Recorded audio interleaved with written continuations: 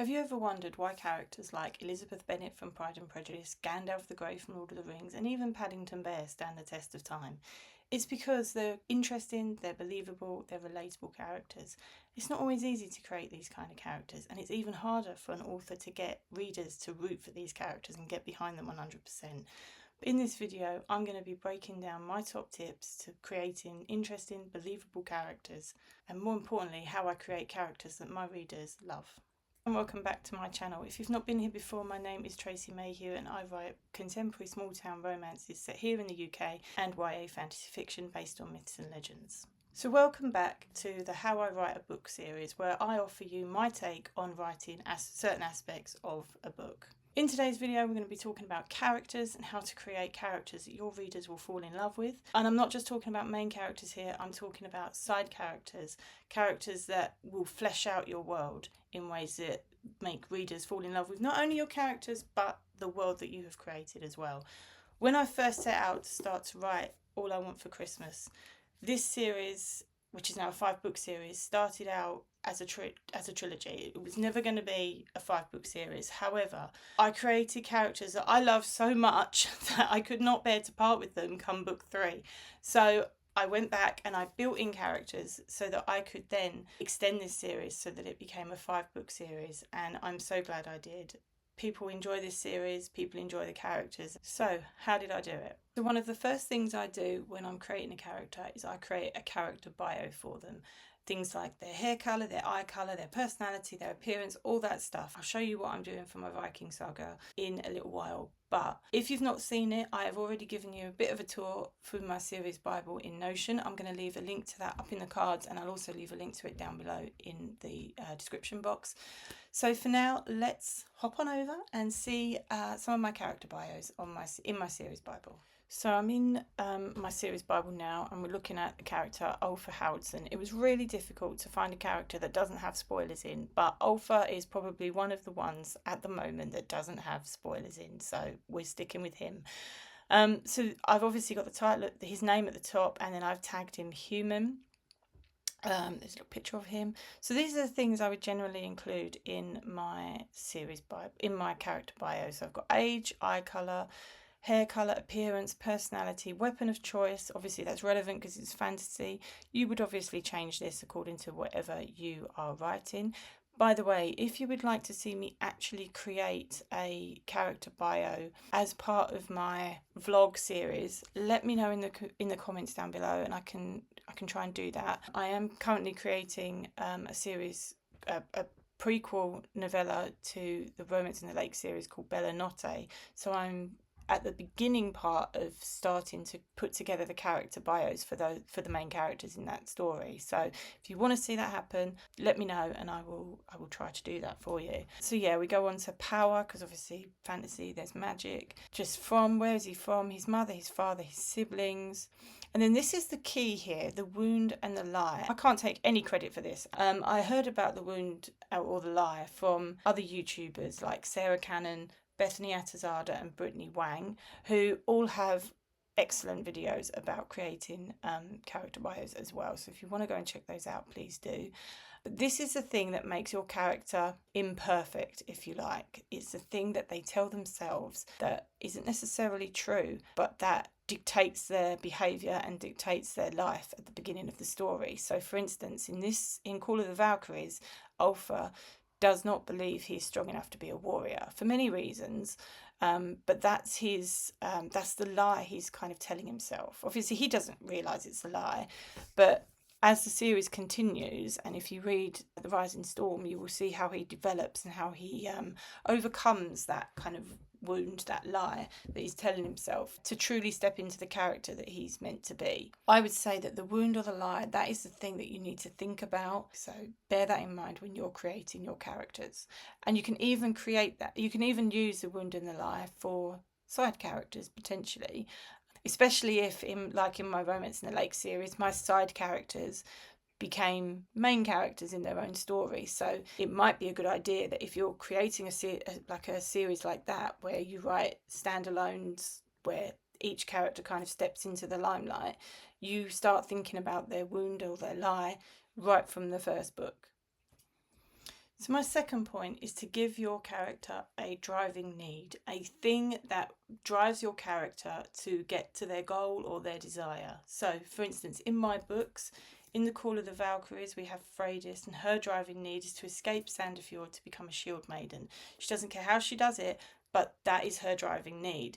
She doesn't want to be a wife, a mother, a farmer's wife, a fisherman's wife. She wants to be an independent shield maiden in her own right, fighting for glory and the gods. In the Book of Legend, we've got Kai Freeman. He starts off the book as being bullied. He doesn't have a place in the world. But the whole journey of this trilogy is him finding his place in the world, finding his place among his people once he finds out who he truly is. And then we have Nikki in Endless Love. Her driving need doesn't come through straight away because she doesn't realise she even has it. But when she realises it, her need is to help her parents get back on their feet. They're struggling with some financial issues and business issues, and she has the key to helping them, even if it does mean having to work with an annoyingly charming Scotsman. All of my characters needed something, and if you think about your favourite characters, they will also want or need something as well. If you think about Eragon, one of my favourite books, if you've ever read it, you'll know what I'm talking about. His driving need at the beginning of Eragon, the first book, is to protect Saphira, his newly hatched dragon, from the Varzak. But that changes because once he fully steps into who he truly is, his need becomes so much bigger than himself. It becomes about defeating Galbatorix and saving Alagasia from the Empire and from Galbatorix's evil clutches. The great thing about desire is that it doesn't have to be a static thing. It can change over the course of a book. It can change especially over the course of a series. So be flexible with that. Be prepared to listen to your character, listen to the plot and the needs that are driving you to write your story, and adapt accordingly. Point number 3 is to create a believable backstory. Your character is not just a 2D image on a page or in someone's imagination. They should feel like a fully fleshed out person. The story you're writing is just a snapshot of that character's life. So there is a them before your story and there will be a them after the story. So you've got to bear that in mind. Where does your story fit in the timeline of their life and their existence? So like I said, in the Book of Legend, Kai in the beginning spent much of his time being alone. He was ostracised from kids at school.